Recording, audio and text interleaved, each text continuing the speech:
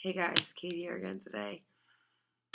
I give permission to Brenda Cyber, my professor, to use these videos in any way that she wants. She can send them to her students, publish them, I really don't care.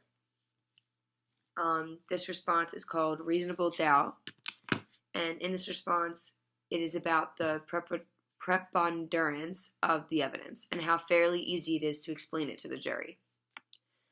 This burden of which applies in civil cases, requires that the jurors should find in favor of the party whose evidence tips the scales in their favor. However, reasonable doubt is much more difficult to explain to a jury in a criminal case. The attorney in this video does a pretty good job, though. Now I have to discuss if I agree or not and explain my reasoning. So, I agree that Robert Sheehan gives a good explanation to reasonable doubt. He had a valid argument persuading the jury. He also provides examples to back up what he was trying to say, which makes it more persuadable, yeah.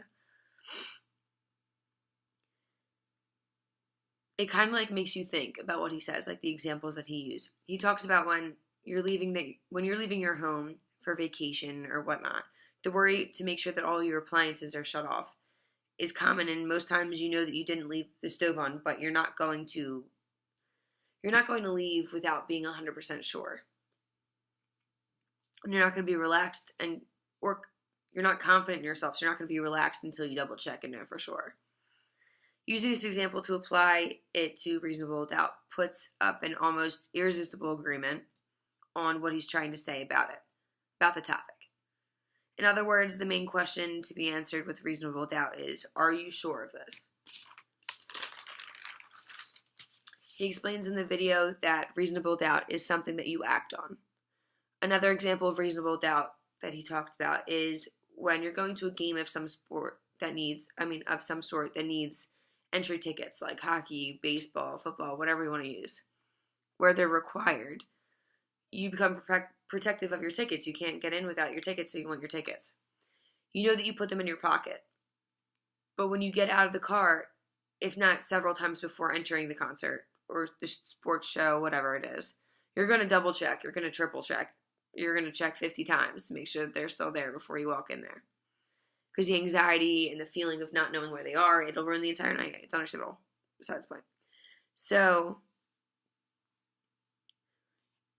you know that you put them in your pocket. You know that it's there, but it's still like in the back of your head, like, what if they're not? I should double check. It's a reasonable doubt. There's reason to believe that the tickets may not be in there. They may have fell in the parking lot.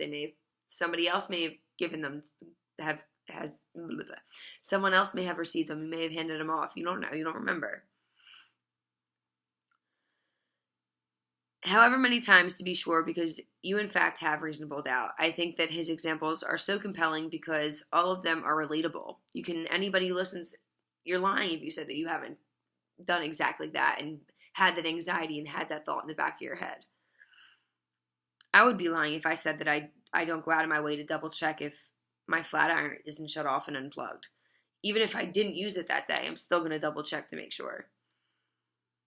Overall, I think that he made a very solid argument to the jury about reasonable doubt and what comes with it and when having it.